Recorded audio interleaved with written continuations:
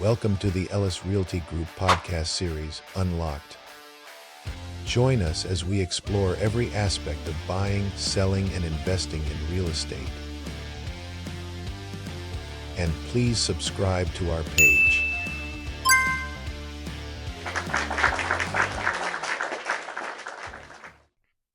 Hi, and welcome to Ellis Realty Group Unlocked. My name is Keisha Orr, and I am your host for today's episode. I'm here with Mrs. Shaki Sharp of Shaki Sharp Consulting, and today we have some tax tips for you. So we're going to talk about tax tactics, insider tips for realtors and entrepreneurs. It is so nice to meet you in person. I've seen you on video for trainings that we've had with the office, so it's nice to meet you in person. Nice to meet you as well. Thank you so much for having me today. My name is Shaki Sharp. Yeah. I'm the owner of Shaki Sharp Consulting, like you said. Mm-hmm. We are a CPA firm, and we help businesses with accounting, taxes, forensic accounting, and we also pride ourselves in being our business's financial partner. Yes, I love that. Now, you said forensic accounting, Yes, which sounds like it's very FBI-esque. What's that about? So forensic accounting, it's a form of accounting that we look for fraud, pretty much. Okay. So we help small businesses prevent fraud, detect fraud, and investigate fraud. Oh, that's interesting. And we also help individuals that are going through divorces, if they want to make sure their spouses or ex-spouses are not hiding assets. We can help, search for those money. That is awesome. Yes. Listen, you have no idea. Well, I'm sure you do have an idea. Yeah, that is like so cool to know. Mm-hmm. I didn't realize that you can go to an accountant that could actually do that and help in that way. So you are a wealth of knowledge. I'm loving this already. Yeah, absolutely. So how long have you been in the business? How long have you been an accountant? So I've been an accountant since 2008. Okay. So that's about 17 or so years. Love it. But I've gotten my CPA license in 2018.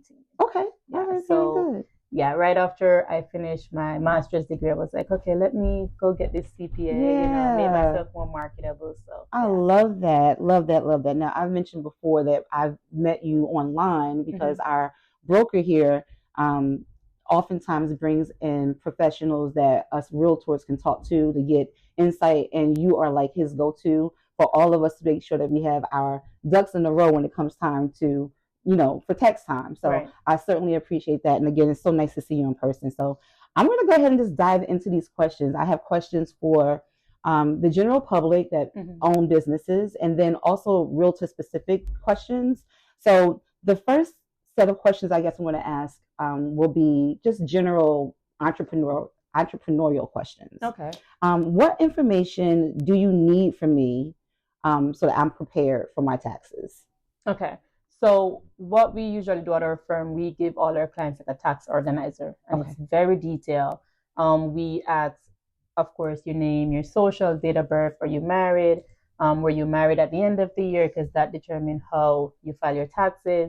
So we ask all those questions. But any document that is income or deductions related, you want to bring it to your CPA's attention. Okay. Whether you think they need it or not, once it was a document for business, bring it to your CPA's attention. Okay. So that's it could be 1099s, it could be 1098s if you have rental properties, it could be W2s if you have a W2 job, your 1099 interest forms, your 1095A, that's the health insurance form. A lot of people leave those out. Once you're self-employed, most likely you're getting insurance through the marketplace. So you need that form 1095A. So any tax documents you receive, bring it to your client, to your CPA, and any other documents that receipts or anything that you had throughout the year, bring it to your CPA's attention. Okay. All right. So I know I'm pretty bad with trying to keep track of all the paperwork, because sometimes you're like, oh, it was just coffee with the client. Like it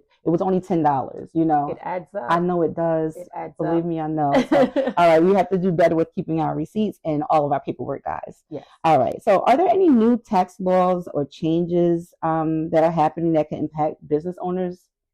So 2025 tax season, which is 2024 tax series, kind of mild. Okay.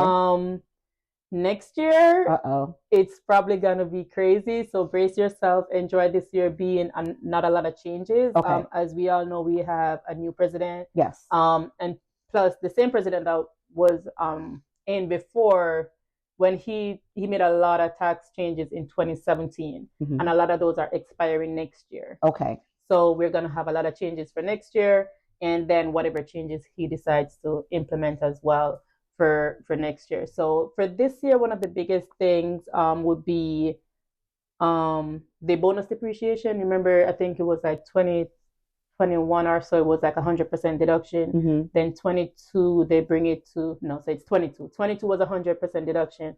23 was 80%. 24 is 60%. So every year it keeps going down. So if you have any big equipment or anything that you need to buy for your business, you know, you want to get it purchased before the bonus depreciation runs out or gone back to like being nothing. Yeah. Zero. Yeah. Wow. Okay. Bonus depreciation. So keep that in mind, guys. Okay. What are some of the like most common deductions and credits available for business owners? So some of the most common ones, we have the home office deduction. A lot of people do not take the home office deduction. Mm-hmm. One, I've heard so many people saying it's a red flag for audit. Oh. But for whatever reason, I'm not scared of the IRS. Love it. Like, I'm not scared of the IRS. I'm always like, we're going to take all the deductions we can take. I'm going to make sure you do it the proper way, and you have your documentation. So if IRS should come knocking, you have your receipts, right? So I'm not scared of IRS. So definitely take advantage of the home office deduction. Using your cell phone, your personal cell phone. If you use that for business, take the deduction. If you bring a client out for coffee, take the deduction. Right. Like, it may seem small, but it really can add up after a while. And then we have, so deductions are anything that are ordinary and necessary for your business. So anything that you do for your business that is ordinary and necessary for your field that you're in or the industry you're in, it's a deduction. Okay. All right. So that's kind of the easiest way to put it. Once you do something for your business and it was ordinary and necessary, you need to take it. That's the key. Yeah. The key words: ordinary and necessary. Yeah. I mean, I think that's easy enough to remember. Yeah. You know what I mean? But a lot of people don't understand the ordinary part or the necessary part. Is it really necessary? Right. So I think it's necessary for me to go to this Eagles game. She's not an Eagles fan, guys. But go Bills. So I think it's necessary because I really want to win this client, and I know they love Jalen Hurts. So wouldn't that be necessary for me to take them to this Eagles game, or is that stretching it? You can have documentation if you document it properly. Okay. You know, the one thing though that they cut out is the entertainment. Oh, it's cut out. Yes. Okay. So you could take the meals. You could, they travel to the game, but like for entertainment, it's a great area. Okay. As a CPA, I can work it. I can make it work. But straight up entertainment is not deductible anymore. So I should be talking to you before I go buy season tickets to the Phillies or any place else. Yes. Okay. All right. So that's cool. Ordinary and necessary, but make sure it's absolutely necessary by talking to your accountant professional. Yes, for sure. Okay. What are some of the ways that I could minimize my tax liability?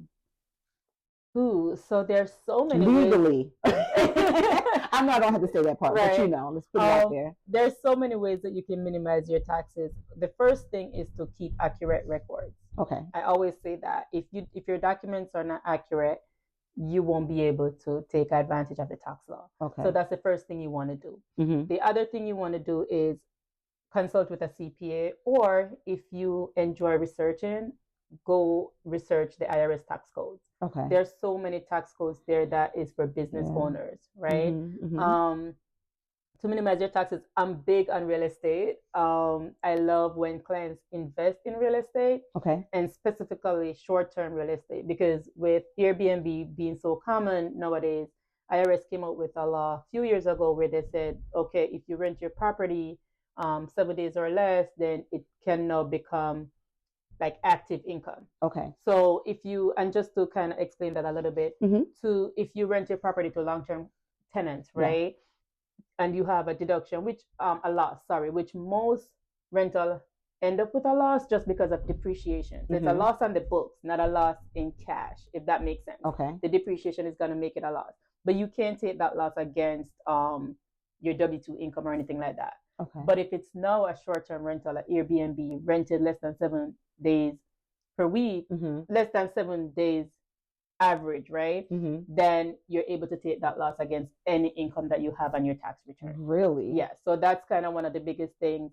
I have a client, he's a big earner, and he's always owing 60, 70,000. And we implemented, he bought 2 Airbnb, and his refund last year was 67,000. Really? From IRS.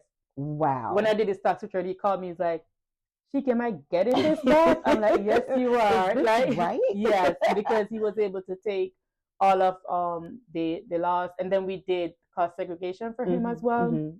This is where you're able to accelerate some of the depreciation. Okay. So instead of doing it over 27 or 39 years, you're able to take some of it for 5 years, some for 15 years. So it gives you a shorter time, so you're taking a bigger chunk up front. This is so awesome. So we did the cost seg, and and it's a short term, so all of that loss become active, and he was able to use it, wipe off a lot of his W-2 income. Cheeky. So girls. Okay, so that's amazing. All right, so I know I'm just like throwing the questions at you. We are going to take a short break really quick, guys. We're going to go ahead and hear from one of our sponsors and be back in just a moment. We on an ocean line, babe. This is a God dream. This is a God dream. Yeah. This is everything. Yeah. Deliver us serenity. Deliver us peace. Deliver us loving. You know we need it. Yeah. That's why we need you now. Oh, I pray for the world. Pray for the parents. This is a God dream. All right, welcome back. Again, my name is Keisha Orr, and I am here with Cheeky Sharp Consulting. Mrs. Cheeky Sharp is our guest today, and we're talking about tax. We're talking about tax tactics. So we left off with some really good information, talking about short-term rentals and so forth. I do want to go into some questions though now, specifically for realtors, because sometimes I am not sure if I should be, if I shouldn't be. I mentioned a little while ago, sometimes taking a client out just for coffee, you know, you think it's only $10, it's not going to amount to anything, but I want to make sure I'm doing it right. I don't want to just throw away money. So I'm going to let the professional tell me what I should be doing. So how should I handle commission income and expenses for tax purposes? So for commission income, I would assume that you would get some form of 1099 from wherever you're getting the commission from. So it's easy to track usually. You as an individual also want to track your income, because even if you don't get the 1099, you're supposed to report your income. Gotcha. Right? So you want to make sure you, like, again, it goes all the way back to bookkeeping and proper recording. I love talking about that because that's the foundation for a smooth tax season. Gotcha. Having your ducks in a row. So for the commission, keep track of that. Whether it's an Excel sheet, whether it's like writing it in your phone, because I know for realtor, it's not that you get commission every day. Not that you guys don't want to get commission every day, right? Every day. Yeah, but it's like after a purchase or after a sale. Yeah. So it's probably 2-3 commissions for the month. So it's not a lot to just keep track of it, even though you'll be getting a 1099 most likely. And then for the expenses, the same thing. Use your phone and take a picture of your receipts, all of your expenses. Okay. Just use your phone, take it, save it to OneDrive, save it to Google Drive, save it to a drive. I personally create folders like 2025 receipts, 2024 receipts. Gotcha. And I just drop everything there. So that's one way to keep the receipts. And then for documentation, you can use an Excel sheet if you don't want to get fancy and go with a software. I do like QuickBooks. I use QuickBooks for my clients.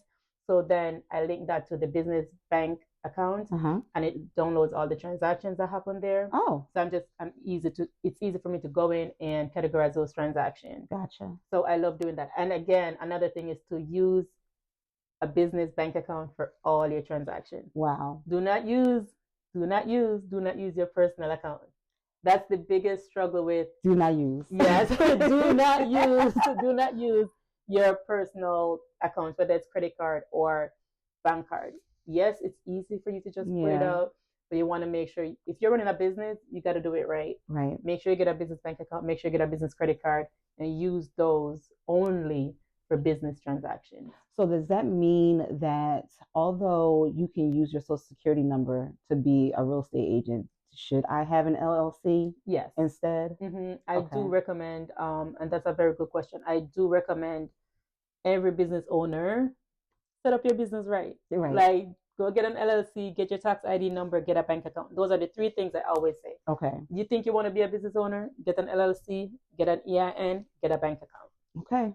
All right. So it's 2025, January 2025, yes. right? So we want to start off the year right and get everything the way it's supposed to be. So we're going to do that, right, guys? We're going to go ahead and make sure that we handle business the way we're supposed to handle business. So thank you so much for that, because I know that there are some people that just use their social security number for their business, and we really should be handling it as a business. Yes. And I think sometimes too, because when we don't take those steps to structure our business the way it's supposed to be, we don't really look at it as a business. So sometimes we get sidetracked, and it's like, somebody else say, I can pick up your copies for you from Staples, and you just give them your regular debit card, and it really should have been out of your business account. So okay. How do I report rental income and expenses if I own a rental property? So there's a form called Schedule E, and that is why I said, I think it was off camera when I said, if you're a W-2 person, file your taxes yourself if you want to, but once you're a business owner, you need a professional. So if you have rental income and expenses, it's reported on Schedule E, and that's a part of your entire tax return, but it's a special schedule for that. Special schedule, okay. So it was off camera, so I guess we should just go ahead and talk about that. What are the benefits of having a professional versus myself, the kitchen table accountant to do my taxes, or my cousin, that's been doing taxes since she graduated high school, but doesn't have any, formal training or anything. Why should I hire a professional? So again, if you just have W-2, go ahead, do it yourself. You're literally just pulling the numbers from your W-2 into a tax software. But once you have some sort of business, whether it's real estate, whether it's like rental property, you're a realtor, you're a CPA, whatever, you need a CPA, preferably, because I'm a CPA, but you can also use other accountants once they're trained, and they will be able to give you all the pointers as to what you can and cannot do. And especially when it comes to what you can deduct, it's hard a lot of times because, like I said, ordinary and necessary, and a lot of people may think certain things are necessary, but in IRS, is it really necessary? Right. We do a lot of research. We know the laws. We know court cases that went to court where somebody said, okay, I can write off my wigs because, I take pictures. That's not enough, right? But there are other ways where somebody can write off their wig, depending on the situation, right? So you definitely want to meet with a CPA because they do know, we know the law. We study hard for it. Right, exactly. Okay. So, and then we have to do continuing education every year. So we have to keep up with the tax law. The licensing. Okay, so that was going to be my question. So if you could just give like a short synopsis on the difference between, I don't want to say just an accountant, but an accountant and a CPA. Is that the difference, that you have continuing education annually? So you have different type of accountants. You have an accountant that, or by education, they're an accountant. They went to school, they get their bachelor's, their master's degree, they're an accountant. Right. Then you have the CPAs. We have to do an actual exam to get the CPA license. And then we have to register with our the state board, and we have to do our continuing education every year. Okay. And then you have another one called enrolled agent.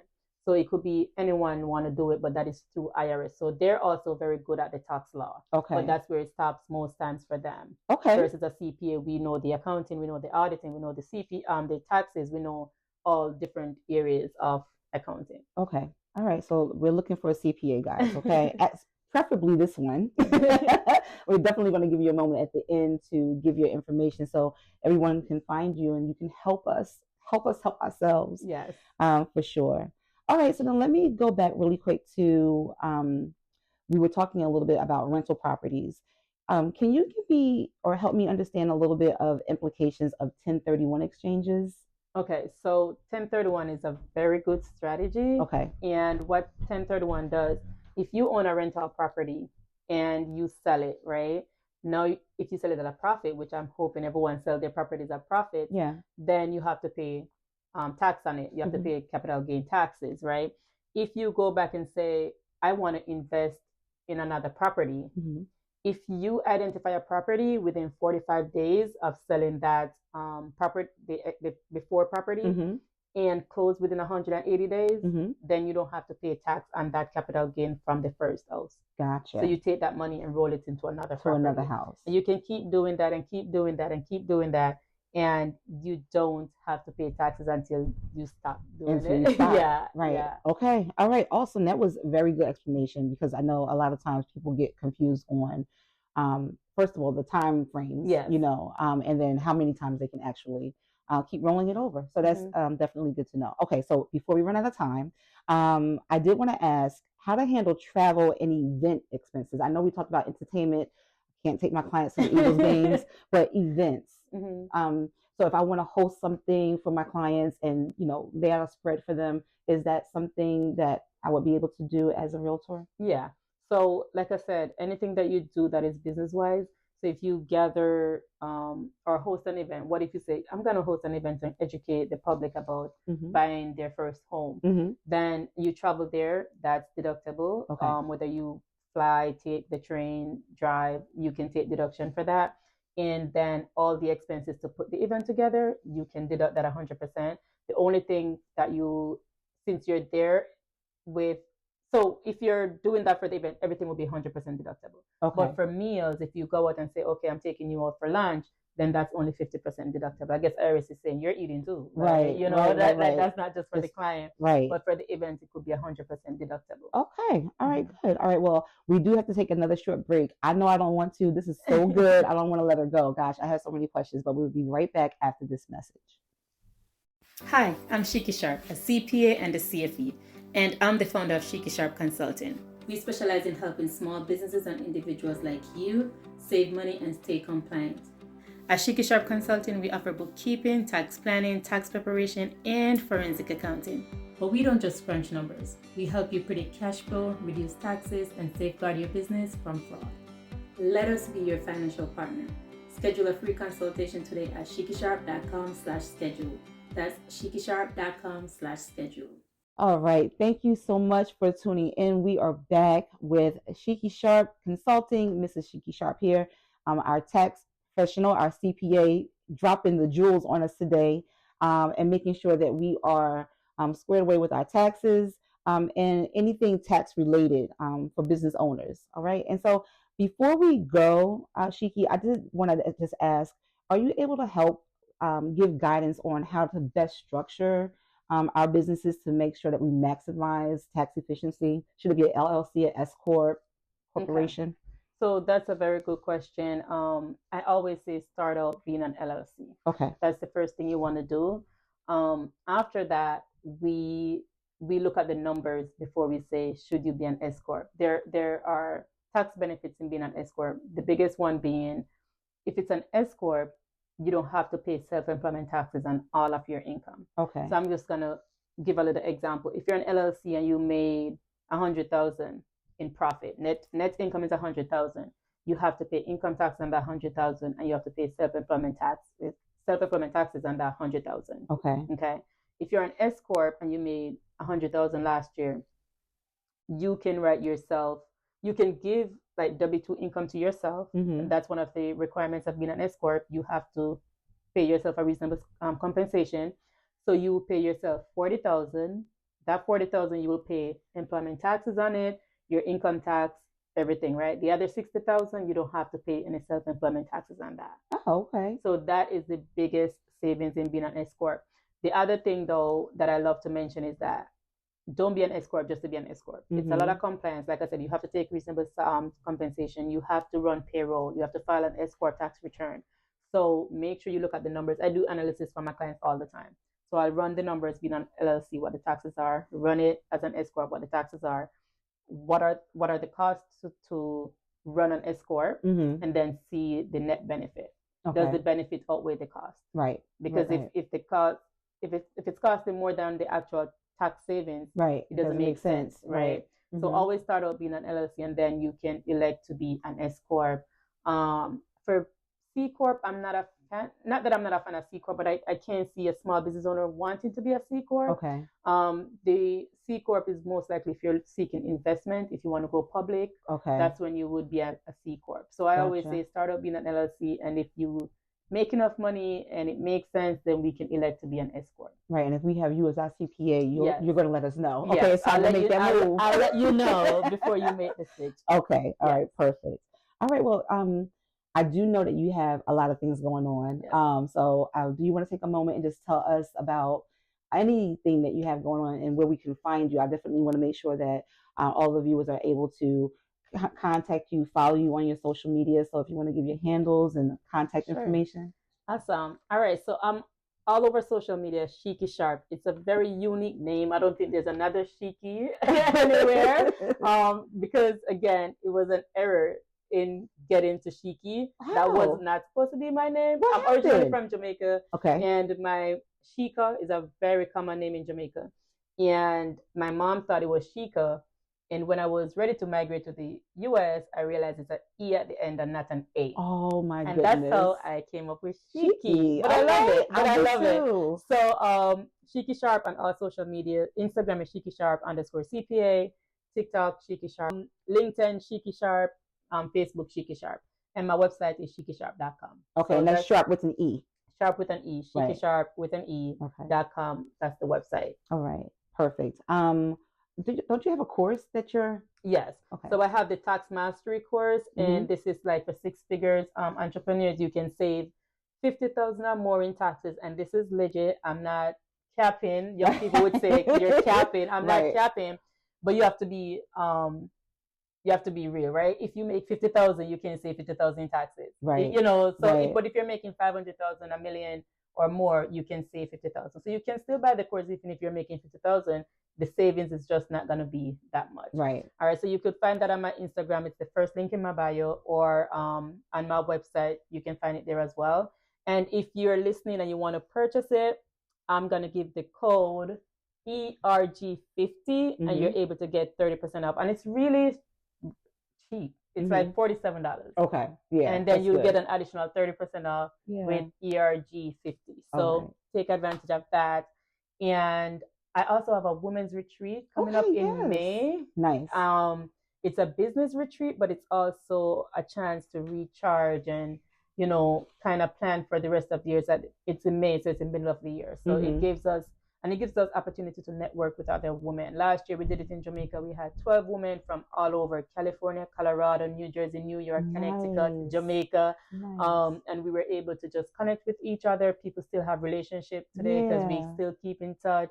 Some of these people I've never met before. I love that. So you get to meet other strong powerhouse women that are in business that you can learn from as well, because you don't know everything. Right. Yes. Sorry. Yes. You don't know everything. So, I love that. So it's good to have other women to network with. And then we have masterminds, business masterminds. I'll be speaking.